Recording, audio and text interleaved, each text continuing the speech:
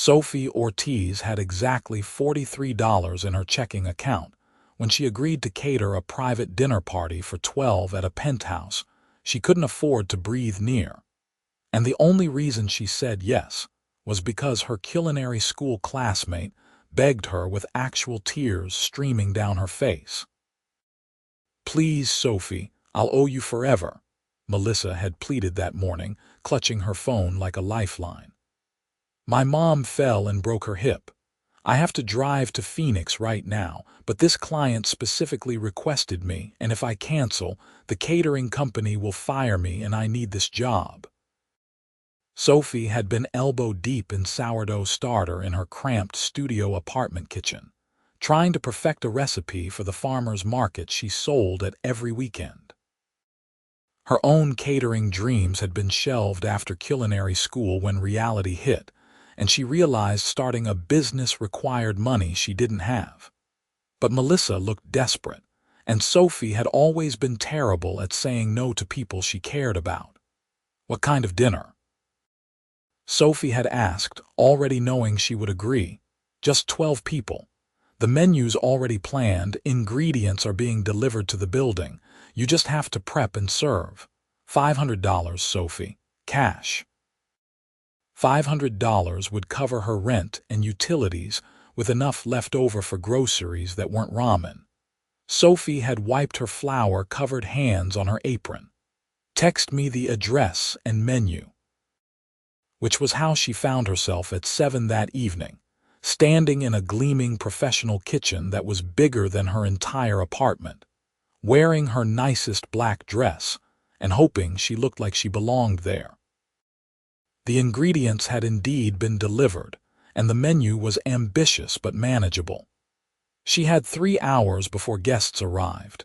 Sophie tied her dark hair back, washed her hands, and got to work. The kitchen was a dream, with a 6-burner gas range, double ovens, and more counter space than she knew what to do with. As her hands moved through the familiar motions of mincing shallots and searing scallops, some of the anxiety melted away. This was what she was good at. This was where she felt confident. She was plating the appetizers when she heard footsteps behind her. "Something smells incredible." Sophie spun around, nearly dropping the microgreens she'd been arranging. A man stood in the doorway, and her first coherent thought was that he looked nothing like she'd expected a billionaire to look. He wore dark jeans and a simple gray Henley, his dark hair slightly messy like he'd been running his hands through it. He was probably in his early 30s, with sharp features and eyes so dark they were almost black. There was a weariness around those eyes that made him seem more human than the ultra-wealthy usually appeared. "I'm so sorry," Sophie stammered, setting down the greens carefully. "I didn't know anyone was here yet. I'm Sophie, filling in for Melissa. She had a family emergency." "Adrian Crawford." He stepped into the kitchen, extending his hand. His grip was firm and warm. "And you don't need to apologize. I live here. Well, part-time anyway." Sophie felt her cheeks heat. "Right, of course. The dinner is at 10, correct? Everything's on schedule."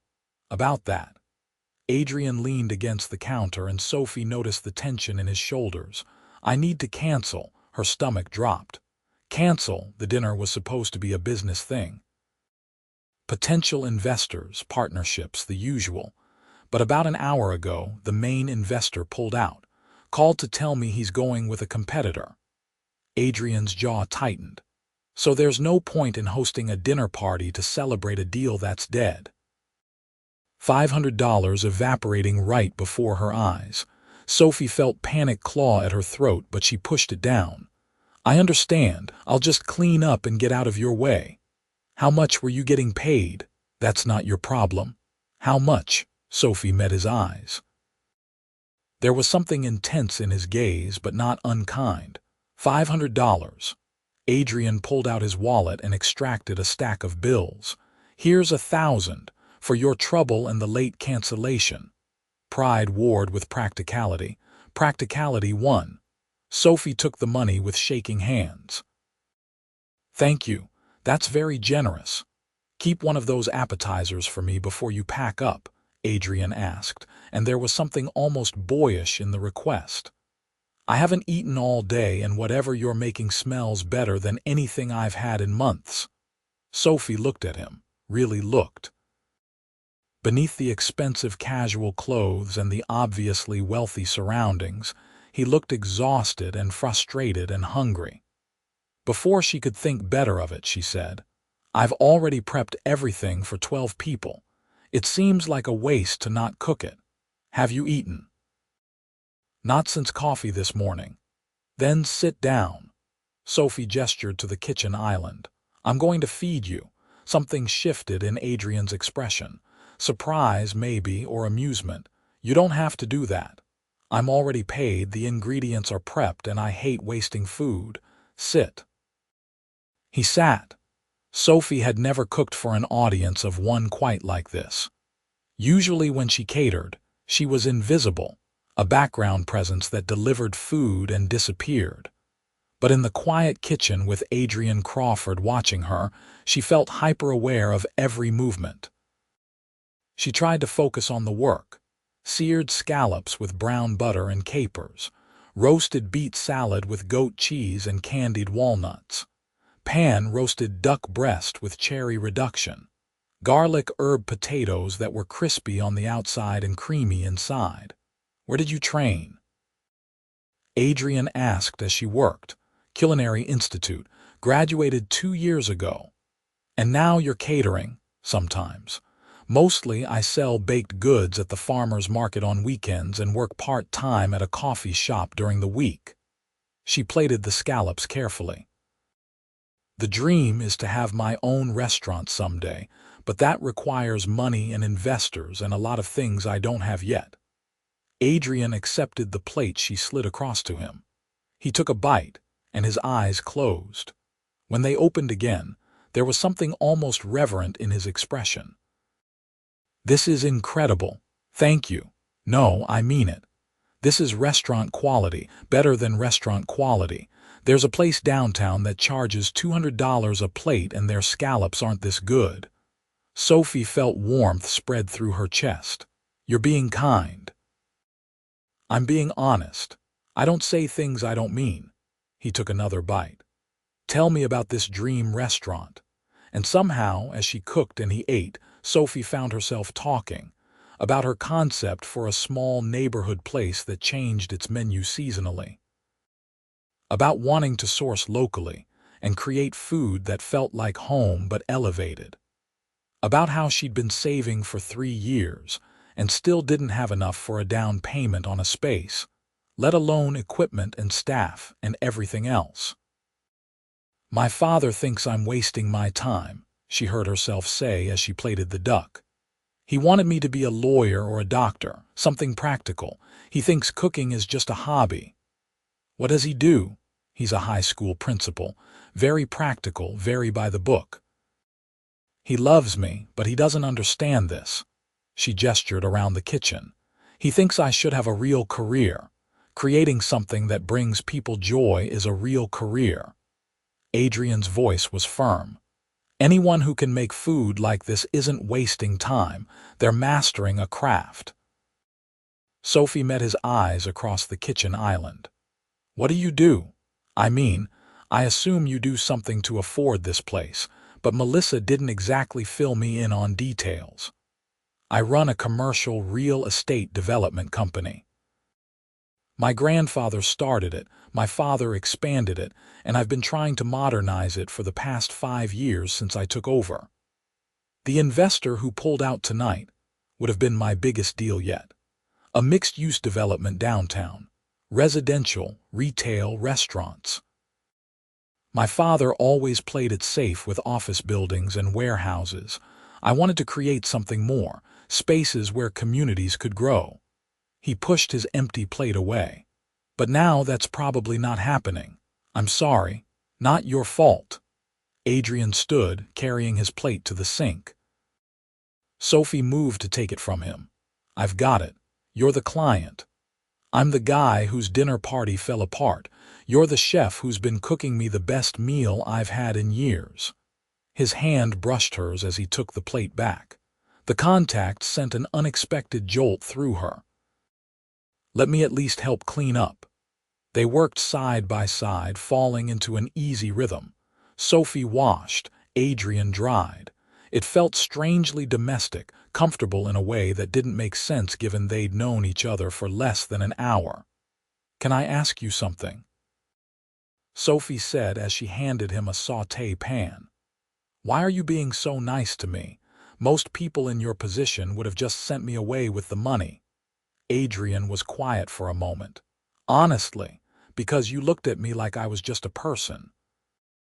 Not a potential business connection or a stepping stone or a bank account. Just a guy who was having a bad day and needed dinner." He set the pan down. "That doesn't happen to me often. That sounds lonely." "It is." The honesty in his voice made Sophie's chest ache. She turned to look at him, finding him closer than she'd expected. In the warm kitchen light, she could see flecks of gold in his dark eyes. "I should probably go," she said softly, even though she didn't want to.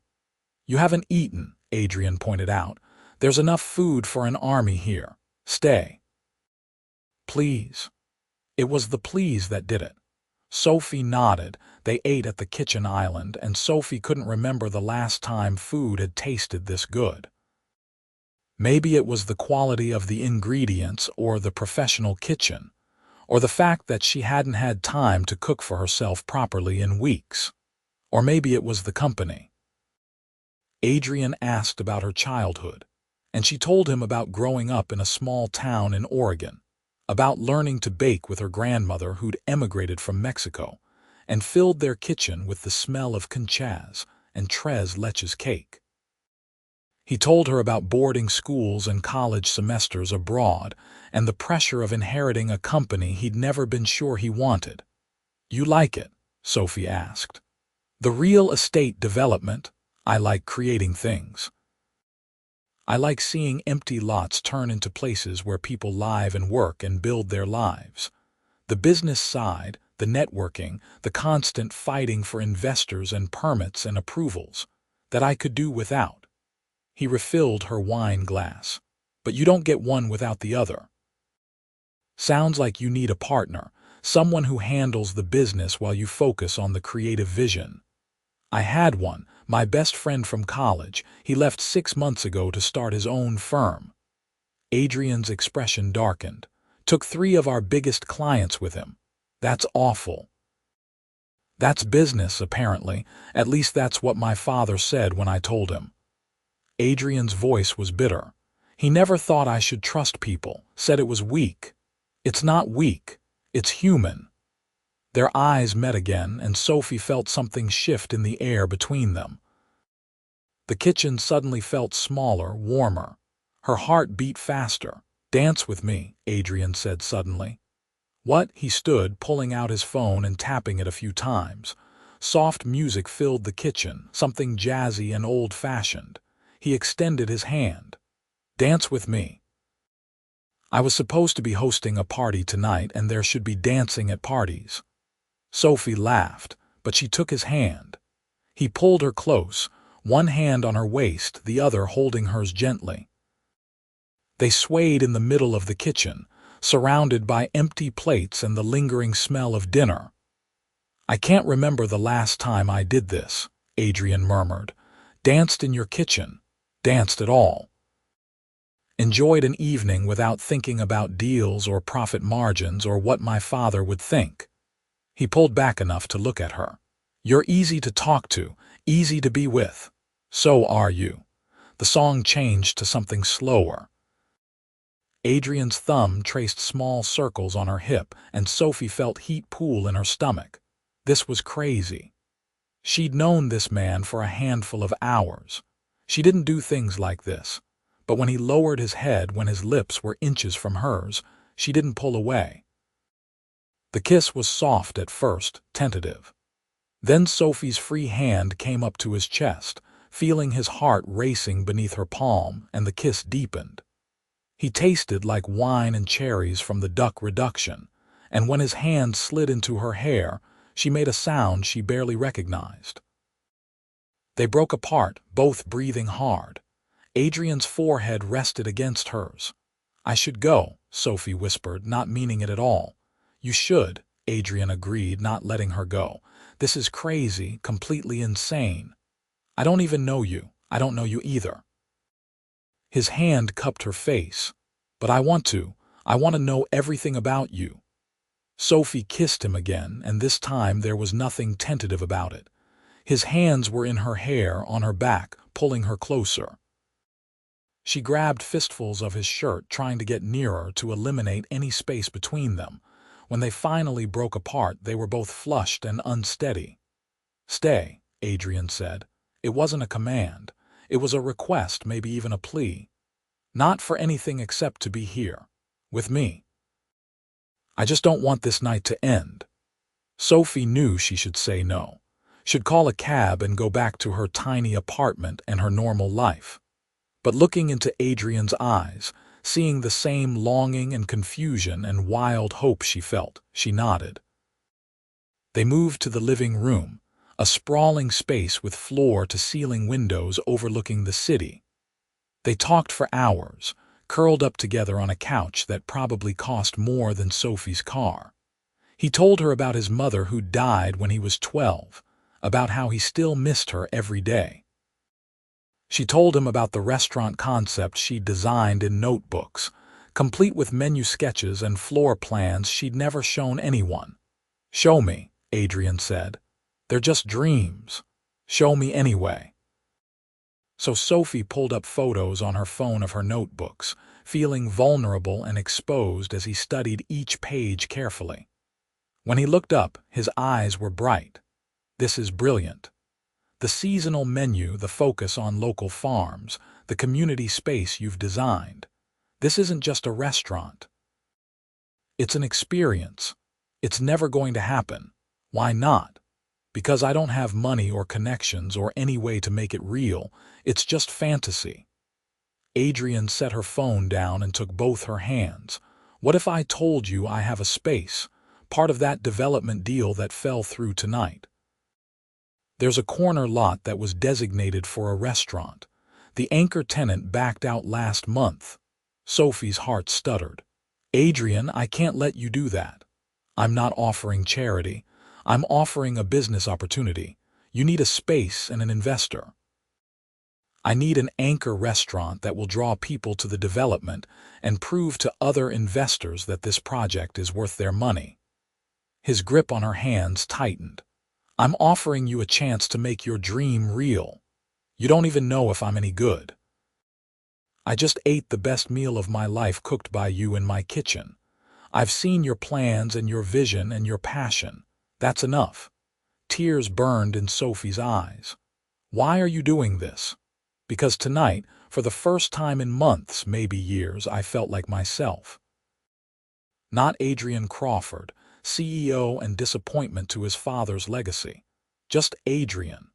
A guy having dinner with an incredible woman who makes him laugh and challenges him and looks at him like he's worth something beyond his bank account." He brushed a tear from her cheek. "And because I believe in you." Sophie kissed him, and it felt like sealing a promise. Like the beginning of something she couldn't quite name but desperately wanted. They fell asleep on the couch, tangled together, and when Sophie woke to early morning light streaming through the windows, she had a moment of panic. This was too much too fast. She barely knew him. She should leave before this got more complicated. But then Adrian's arm tightened around her waist, and he mumbled something sleepy and content, and she stayed. They had breakfast together. Well, Sophie cooked breakfast while Adrian watched and asked questions and occasionally stole bites of food directly from the pan, making her laugh. The easy domesticity of it all should have terrified her. Instead, it felt right. "Come see the space," Adrian said as they did the dishes again. "Today, let me show you what I'm talking about." An hour later, Sophie stood in an empty corner lot in a neighborhood that was clearly in transition. New construction mixed with older buildings being renovated. Adrian walked her through his vision, pointing out where residential units would go, where retail shops would open, where green spaces would provide gathering places. And here, he led her to a corner space with huge windows and exposed brick. This was supposed to be a chain restaurant. Generic, safe, exactly what my father would have chosen, but I think it should be yours. Sophie turned slowly, taking it in. The space was perfect. The light was perfect.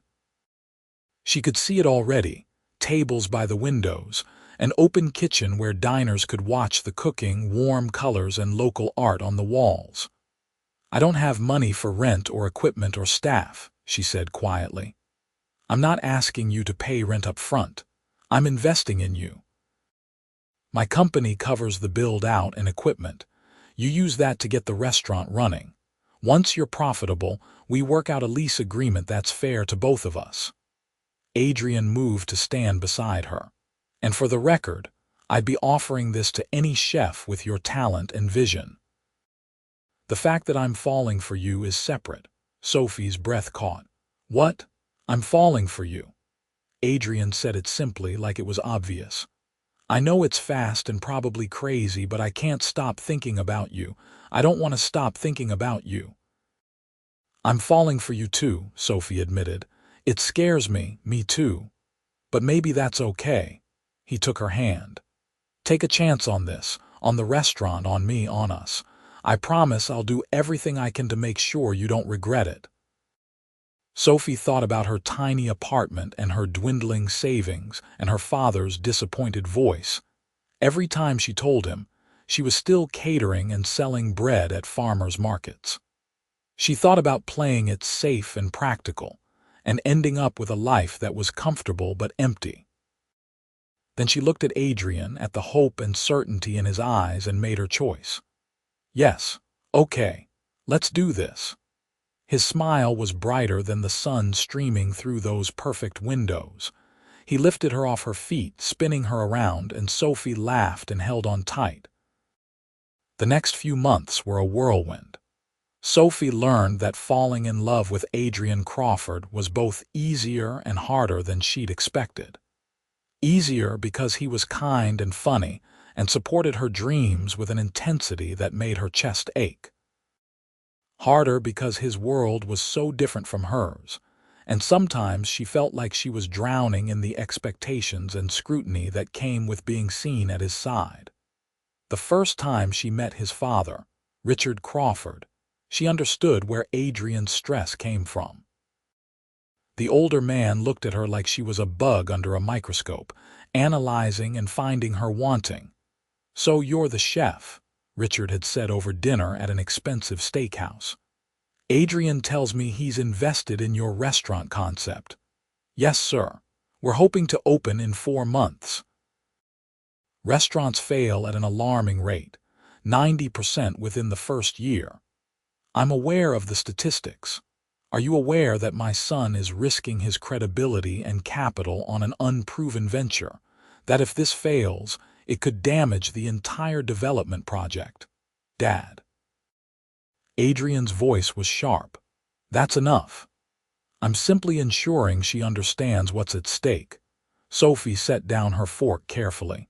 "Mr. Crawford, I understand exactly what's at stake. I understand that Adrian is taking a chance on me, and I don't take that lightly. I've spent every day for the past 3 years working toward this goal. I've studied, practiced, failed, and gotten back up again. I can't guarantee success, but I can guarantee that I'll work harder than anyone you've ever met to make this restaurant succeed. Not just for Adrian's investment, but because this is my dream, and I don't give up on my dreams." Richard stared at her for a long moment, then something that might have been respect flickered in his eyes. "We'll see." In the car afterward, Adrian had pulled her close. "I'm sorry about him. He's always like that. It's fine. I can handle it." "I know you can. You're tougher than anyone I've ever met." He kissed her temple. I'm proud of you. Sophie's own family was less hostile but equally confused when she brought Adrian home to Oregon for Thanksgiving. Her father kept looking at him like he was trying to solve a puzzle. "So you're a real estate developer," her father said over turkey. "Yes, sir." "And you're investing in Sophie's restaurant?" "I am." "Because you think it's a sound business decision, or because you're dating my daughter?"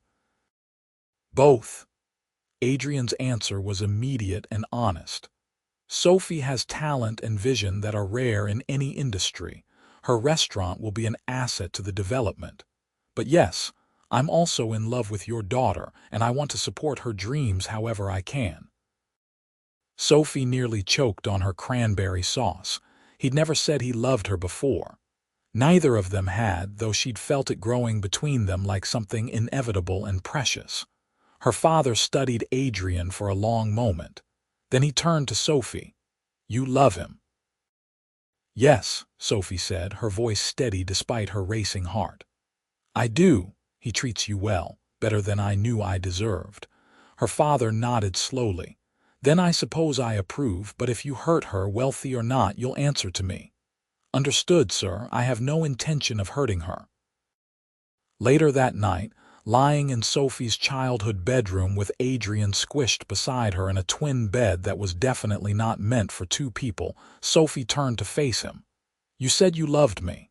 "I did. I do." Adrian brushed hair from her face. "Is that okay? I love you too." "I've been wanting to say it for weeks, but I was scared." "Of what?" "That this is too good to be true. That I'll wake up and it'll all have been a dream. That someone like you can't really love someone like me." Adrian propped himself up on one elbow, his expression serious in the dim light filtering through the curtains. "Sophie, I need you to hear this. There is no someone like me and someone like you. There's just us. Two people who found each other by accident and fell in love on purpose. The money, the business, all of it means nothing compared to how I feel when I'm with you. You make me want to be better, do better, build something real and lasting. I love you for who you are, not despite it." Sophie kissed him, pouring every ounce of love and trust and hope into it. "I love you so much. Marry me." She pulled back, eyes wide. "What? I know it's fast. I know we've only known each other 4 months, but I've never been more sure of anything in my life. Marry me, Sophie. Build a life with me. Not someday, not when the timing is perfect, but now. Today. Tomorrow, as soon as you'll have me." "Yes." The word came out breathless and certain. "Yes, absolutely yes." They kissed again, deeper this time, trying to stay quiet in the house where Sophie's parents and siblings were sleeping. It was ridiculous and perfect, and everything Sophie had never let herself hope for. The restaurant opened on a cold February evening, exactly 6 months after Sophie had walked into Adrian's penthouse to cater a dinner party that never happened.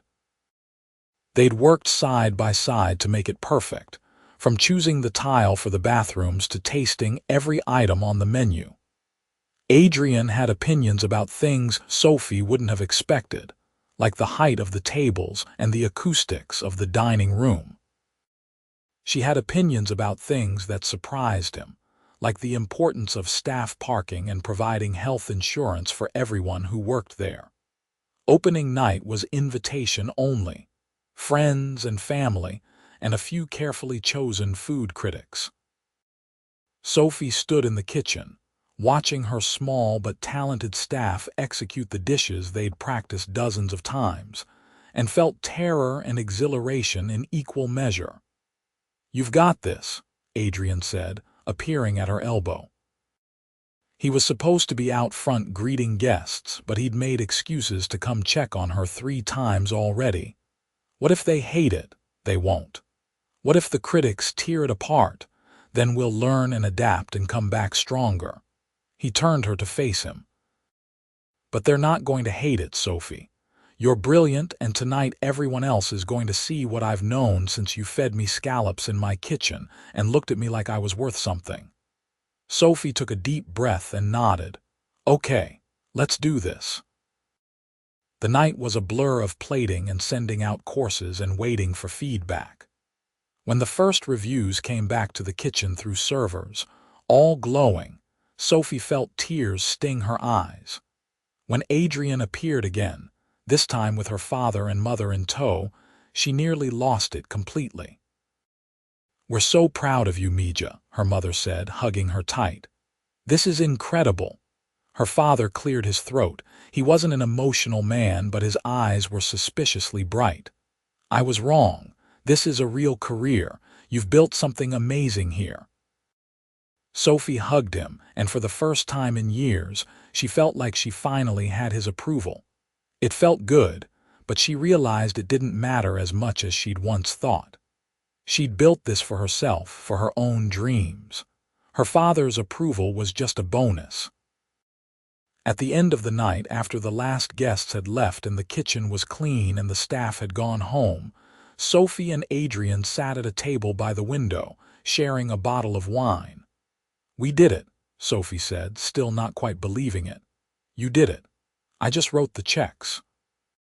"You did a lot more than that." She took his hand across the table. "You believed in me when I didn't believe in myself. You gave me the courage to take this risk. You've been my partner in every way that matters." Speaking of partners. Adrian reached into his pocket and pulled out a small velvet box. "I know we've been engaged for 3 months, but we've been so busy that we never actually got you a ring. I wanted to wait until tonight, until this moment when you've achieved everything you set out to do, to give you this." He opened the box, revealing a stunning diamond ring that caught the light and threw rainbows across the table. But it wasn't the size or expense that made Sophie gasp. It was the setting, a unique design that incorporated small emeralds that matched her grandmother's old jewelry. "You remembered," she whispered. "You said your grandmother's favorite stones were emeralds. I wanted her to be part of this somehow." Adrian took the ring out and slid it onto her finger. "Sophie Ortiz, I love you more than I thought it was possible to love another person. You've changed my life in every way that matters. Will you still marry me?" "Yes," Sophie said, laughing through tears. "Always yes." They were married 3 months later in a small ceremony at the restaurant, surrounded by family and friends and the smell of fresh bread baking. Sophie wore a simple white dress and flowers in her hair. Adrian wore a dark suit and couldn't stop smiling. Her father walked her down the aisle between the tables, and her mother cried through the entire ceremony. Richard Crawford was there, and while he wasn't warm exactly, he shook Sophie's hand afterward and said, "Welcome to the family," which, coming from him, was basically a declaration of love. The restaurant became a success beyond anyone's expectations. Within 6 months, they had a wait list weeks long. Food critics called it a game changer. Other businesses started opening in the development, drawn by the foot traffic the restaurant generated. Adrian's project was suddenly the hottest property in the city, and investors who'd previously passed were now begging for meetings. "You did this," Adrian told Sophie one night as they reviewed the books together in their apartment. They bought a place halfway between the restaurant and Adrian's offices, a compromise that felt like home. "You made my dream project successful. We did it together. No, this was all you. Your vision, your talent, your determination. I just provided the space." Sophie closed the laptop and climbed into his lap, wrapping her arms around his neck. "Stop being modest. You've worked just as hard as I have. This whole development is succeeding because you refuse to compromise your vision, even when everyone told you to play it safe." Adrian kissed her, slow and deep. "I love you. I love you too." A year after the restaurant opened, Sophie realized she was pregnant. She took 3 tests to be sure, then sat on the bathroom floor of their apartment, phone in hand, trying to figure out how to tell Adrian. They talked about kids eventually, but eventually always felt far off. some hazy future date when they had more time and energy. Adrian found her there 20 minutes later, still sitting on the floor, staring at the positive tests. "Sophie, what's wrong?" He dropped to his knees beside her, hands on her shoulders. "Are you sick?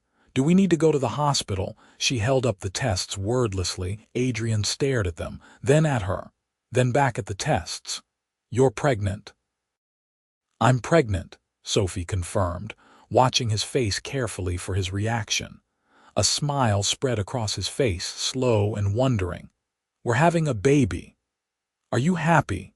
I know this is sooner than we planned, and the restaurant is still so new, and I don't know how I'm going to manage everything." "Sophie." Adrian cupped her face in his hands. "I'm thrilled. Terrified, but thrilled. Yes, it's sooner than we talked about, but so was everything else about us. We'll figure it out together, just like we've figured out everything else." Sophie burst into tears, hormones and relief making her cry harder than she had in years. Adrian held her, rocking her gently, murmuring reassurances and promises. Their daughter, Elena Rose, was born on a snowy December morning, 8 months after they found out about the pregnancy. She had Adrian's dark eyes and Sophie's dark hair and lungs that could wake the entire hospital floor. Sophie fell in love the moment she held her, a fierce, protective love that made everything else in her life pale in comparison. Adrian was a natural father, patient and gentle and completely devoted. He took paternity leave, much to his father's confusion, and spent weeks learning to change diapers and soothe Elena's cries and exist on 3 hours of sleep. He never complained, never acted like it was beneath him. "You're good at this," Sophie told him one night, watching him rock Elena back to sleep after a feeding.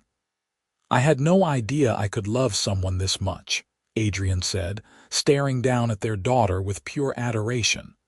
"Except I do know, because that's how I feel about you." Sophie's eyes filled with tears. "Stupid hormones. We made a whole person. We made a perfect person. She's going to be spoiled rotten with you as her father. Absolutely.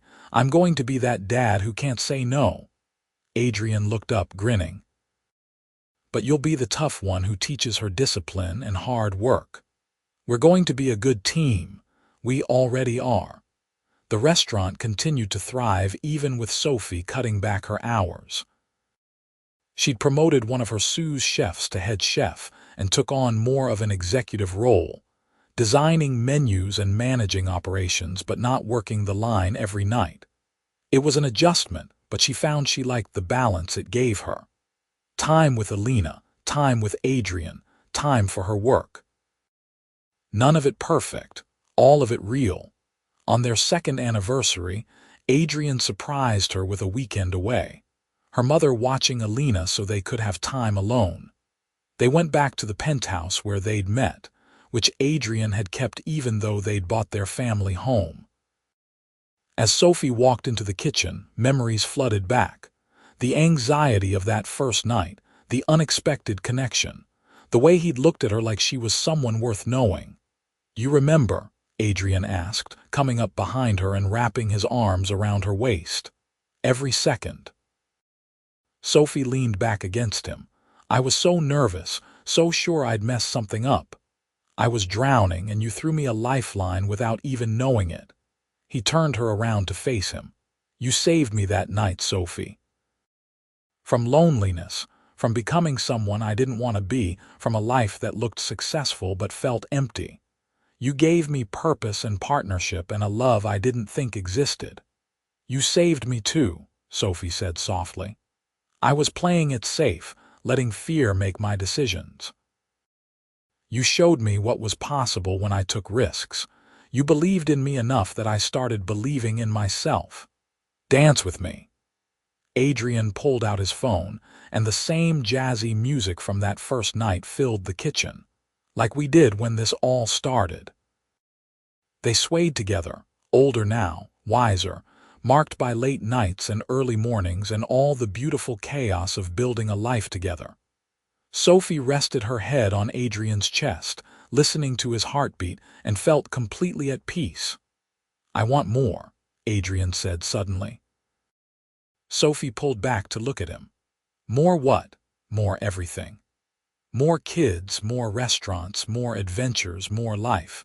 I want to grow old with you and never stop being amazed by you. I want to watch Alina grow up and maybe give her siblings. I want to build an empire with you, not of money or properties, but of family and love and all the things that actually matter." Sophie kissed him, tasting salt from tears she hadn't realized she was crying. Yes, to all of it. Yes. They made love in the penthouse that night, slow and tender and full of promises. Afterward, wrapped in sheets and each other, Sophie thought about how much her life had changed in 2 years. How one night, one dinner party that never happened, one chance meeting had led to everything she'd never known she wanted. "Thank you," she whispered into the darkness. "For what?" Adrian's voice was sleepy and content. "For being hungry that night, for asking me to stay, for taking a chance on me. You took a chance on me too, we took a chance on each other." He tightened his arms around her. "Best decision I ever made." 3 years later, Sophie stood in the kitchen of her second restaurant, this one in the building next to the first, and watched her staff prep for the dinner rush. Alina, now 3.5, sat at a small table in the corner with crayons and paper, occasionally looking up to announce important things like how her drawing had 17 flowers, or that she wanted pasta for dinner. Their son, Marcus, was 6 months old and currently strapped to Adrian's chest in a baby carrier, while Adrian reviewed construction plans for the 3rd phase of the development. He'd learned to conduct business meetings with a baby attached to him, and Sophie found it ridiculously attractive. "Mommy, look," Alina held up her drawing, a colorful chaos of flowers and what might have been people. "It's beautiful, baby. Is that our family?" "Yes, that's you and Daddy and me and Marcus and Grandma and Grandpa and Uncle James." She pointed to each figure proudly. Sophie's heart swelled. This was her life now. Restaurants and children and a partner who loved her fiercely. It was messy and exhausting and nothing like the quiet, cautious life she'd once imagined for herself. It was so much better. "Ready to go home?"